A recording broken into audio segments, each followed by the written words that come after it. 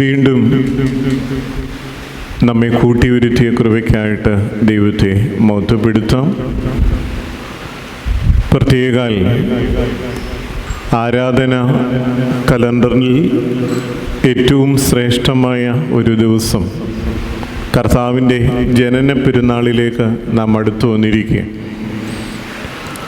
മറ്റൊരു പ്രത്യേകത 2023 എന്ന് പറയുന്ന ഒരു വർഷം നമ്മളിൽ നിന്ന് കടന്ന് ഒരു പുതിയ പ്രതീക്ഷയുടെ വർഷത്തിലേക്ക് പ്രവേശിക്കുവാൻ നമ്മൾ അടുത്തുകൊണ്ടിരിക്കുക. ദീർഘമായ ഒരു പ്രസംഗത്തിൻ്റെ അനുഭവത്തിന് വേണ്ടിയല്ല ഞാൻ നിങ്ങളുടെ മുമ്പാകെ നിൽക്കുന്നു. പൊതുവെ ഈ കഴിഞ്ഞ ദിവസങ്ങളിൽ എൻ്റെ മനസ്സിന് വളരെയധികം ചിന്തിപ്പിച്ച 2 കാര്യങ്ങൾ മാത്രം നിങ്ങളോട് പങ്കുവയ്ക്കും. ഒന്ന്, ക്രിസ്തുമസിനെ പറ്റി നമുക്കുള്ള ചില ധാരണകളും തെറ്റിദ്ധാരണകളും പലയിടത്തും ഇന്നും നിലനിൽക്കുന്നുണ്ട് എന്നുള്ളത് വാസ്തവം. ക്രിസ്തുമസിന് ഡിസംബർ ആകുമ്പോഴേ ഒരു സ്റ്റാർ നമ്മുടെ വീടുകളിൽ തൂക്കും. എന്തിനു വേണ്ടിയാണ് ഈ സ്റ്റാർ തൂക്കുന്നത്? ചില വീട്ടിൽ ഒത്തിരി സ്റ്റാർ കാണും. എന്തിനു വേണ്ടിയാണ് ഈ സ്റ്റാർ ഇടുന്നത്? എന്തിൻ്റെ അർത്ഥമാണ്? കർത്താവിൻ്റെ ജനനത്തിങ്കൽ കർത്താവിനെ കാണുവാൻ പോയ വിദ്വാൻമാർക്ക് ആകാശത്തിലൊരു നക്ഷത്രം അവർ കണ്ടു. ആ നക്ഷത്രത്തെ നോക്കി അവർ നടന്നു. ആ നക്ഷത്രം എവിടെ ചെന്ന് നിന്നു? കർത്താവ് ഉണ്ടായിരുന്ന സ്ഥലത്തിന് മുകളിലായി ആ നക്ഷത്രം നിന്നു. അങ്ങനെ അവർ കർത്താവിനെ കാണുകയും അവരുടെ കാഴ്ചകൾ സമർപ്പിക്കുകയും ചെയ്തു. നമ്മൾ വീട്ടിലൊരു സ്റ്റാർ ഇടുമ്പം 100-300 രൂപയൊക്കെ കൊടുത്ത സ്റ്റാർ കിട്ടും. പക്ഷെങ്കിൽ ഈ സ്റ്റാർ ഇടുന്നതിൻ്റെ അർത്ഥം നമ്മുടെ മനസ്സിനെ കൂടുതലായിട്ട് സ്പർശിക്കുകയാണ്. ക്രിസ്തു ജനിച്ചത് ഇവിടെയാണ് എന്നിതുവഴി പോകുന്നവരെല്ലാം കാണാനാണ് നമ്മൾ ഈ സ്റ്റാർ ഇടുന്നത്. ക്രിസ്തു ഇവിടെയുണ്ട്, ക്രിസ്തു ഇവിടെ ജനിച്ചിരിക്കുന്നു എന്നുള്ളതാണ്. നിർഭാഗ്യവശാൽ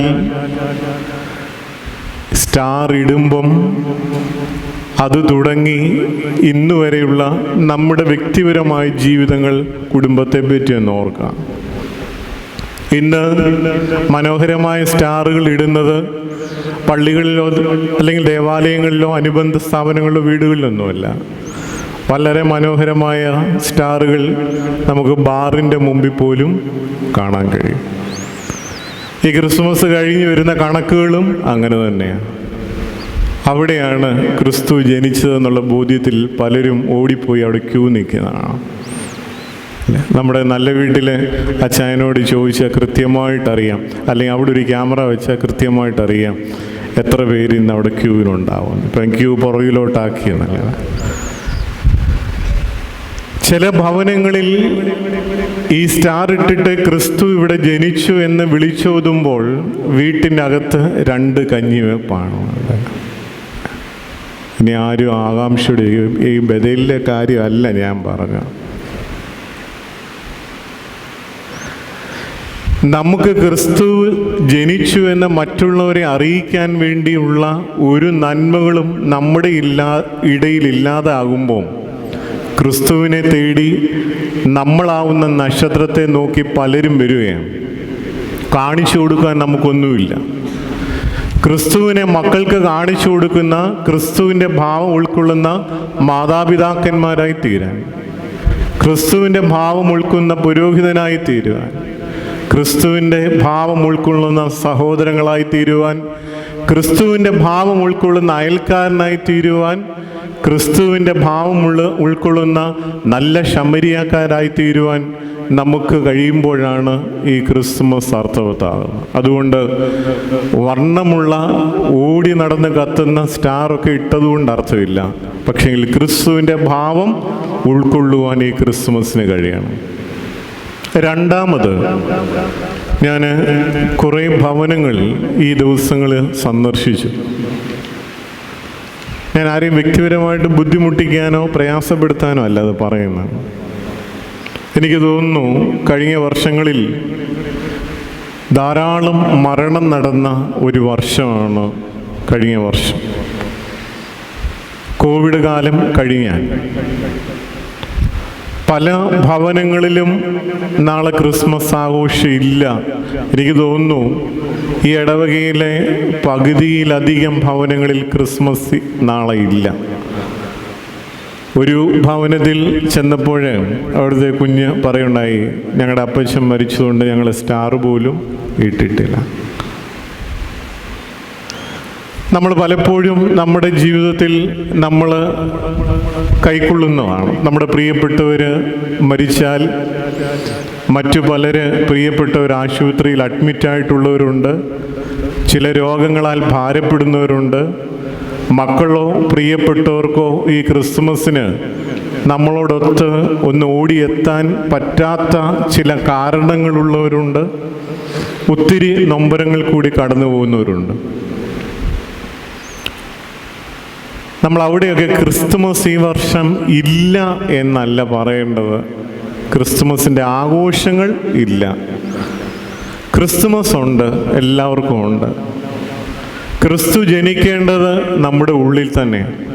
അതുകൊണ്ട് ക്രിസ്തുമസ് ഇല്ല എന്ന് പറയരുത്, ക്രിസ്മസ് ആഘോഷമില്ല. എന്താണ് നമ്മൾ ഈ ക്രിസ്മസ് ആഘോഷം എന്ന് ഉൾക്കൊള്ളുന്നത്?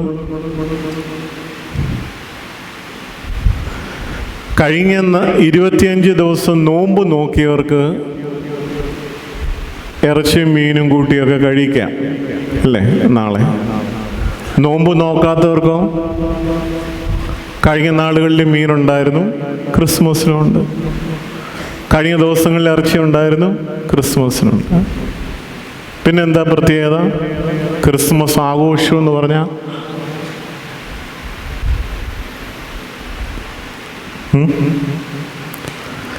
ക്രിസ്മസിൻ്റെ സന്തോഷം നമുക്ക് തരേണ്ടത് ആരാധനയിൽ കൂടിയാണ്, ദൈവത്തോടുള്ള ബന്ധത്തിൽ കൂടിയാണ്. നമ്മൾ ഈ ടൗണിൽ ഈ ദേവാലയത്തിലായിരിക്കുമ്പം ഒരുപക്ഷെ നിങ്ങൾ ഇവിടുന്ന് ഇറങ്ങിപ്പോകുമ്പം ഈ ചുറ്റുപാട് ഒന്ന് നോക്കിയാൽ നാളെ ക്രിസ്മസിന് നമ്മൾ ഇറച്ചിയും മീനും ഒക്കെ ഇന്നേ വാങ്ങിച്ച് ഫ്രിഡ്ജിൽ റെഡിയാക്കി വെച്ചിട്ടുണ്ട്. ഒരുപക്ഷെങ്കിൽ കഴിക്കാൻ നമ്മൾ ഒറ്റയ്ക്ക് കാണൂ, പ്രിയപ്പെട്ടവർ കാണില്ല.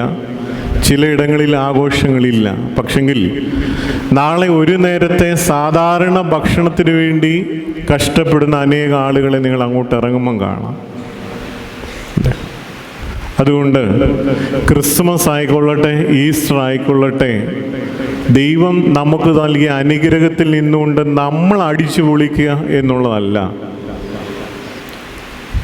നമ്മുടെ അയൽക്കാർക്ക് ഒരു പീസ് കേക്ക് ഷെയർ ചെയ്യാൻ കഴിയുന്നെങ്കിൽ, നമ്മൾ പോകുന്ന വഴിയിൽ വളരെ പാവപ്പെട്ടവരായ ആളുകൾക്ക് ഒരു നേരത്തെ ഭക്ഷണം വിളിച്ച് കൊടുക്കാൻ കഴിയുന്നെങ്കിൽ അതാണ് ക്രിസ്മസിൻ്റെ ആഘോഷം എന്ന് പറയുന്നത്. അല്ലാതെ ഈ ഇറച്ചി മീനൊക്കെ എന്നും നമുക്കുണ്ടല്ലോ അല്ലേ? ചിലർ ഡോക്ടർമാർ പറഞ്ഞിട്ട് അത് പണ്ടേ ഉപേക്ഷിച്ചിട്ടുമുണ്ട്. അതുകൊണ്ട് ക്രിസ്തുമസ് എല്ലാ ജാതിക്കുമുള്ള സന്തോഷം. അതുകൊണ്ട് നമ്മുടെ ബഥേൽ പള്ളിയിൽ എല്ലാവർക്കും ക്രിസ്തുമസ് ഉണ്ട്. ആഘോഷങ്ങൾ വേണോ വേണ്ട എന്നുള്ളത് അവരവരുടെ വ്യക്തിപരമായ താല്പര്യങ്ങൾ. പലപ്പോഴും വർഷങ്ങൾക്ക് ശേഷം കടന്നു വരുന്ന മക്കളുണ്ടാവാം, ദൂരസ്ഥലങ്ങളിൽ പഠിച്ചിട്ട് വരുന്നവരുണ്ടാവാം. അതൊക്കെ നിങ്ങളുടേതായ രീതിയിൽ. പക്ഷെങ്കിൽ ഈ ക്രിസ്തു ഉള്ളിൽ ജനിക്കുമ്പോൾ ക്രിസ്തുവിന് ഇഷ്ടമുള്ള വിശേഷമായ കാഴ്ചകൾ ഈ ശരീരത്തിന് സമർപ്പിക്കാൻ ശ്രമിക്കുക. ഞാൻ പറഞ്ഞതിൻ്റെ ഉദ്ദേശം നിങ്ങൾക്ക് മനസ്സിലായി. ക്രിസ്തുവിന് സന്തോഷമുള്ള കാര്യങ്ങൾ നമുക്ക് ചെയ്യുവാൻ കഴിയുമ്പോഴാണ് ഉള്ളിലെ ക്രിസ്തു സന്തോഷിക്കുന്നത്. ദൈവം തമ്പുരാൻ അനുഗ്രഹിക്കട്ടെ. ക്രിസ്തുമസിൻ്റെ എല്ലാ ആശംസകളും ആദ്യമേ അറിയിക്കുക. Thank you for watching this video. Please like, share and subscribe for my channel, the FOS Media HD.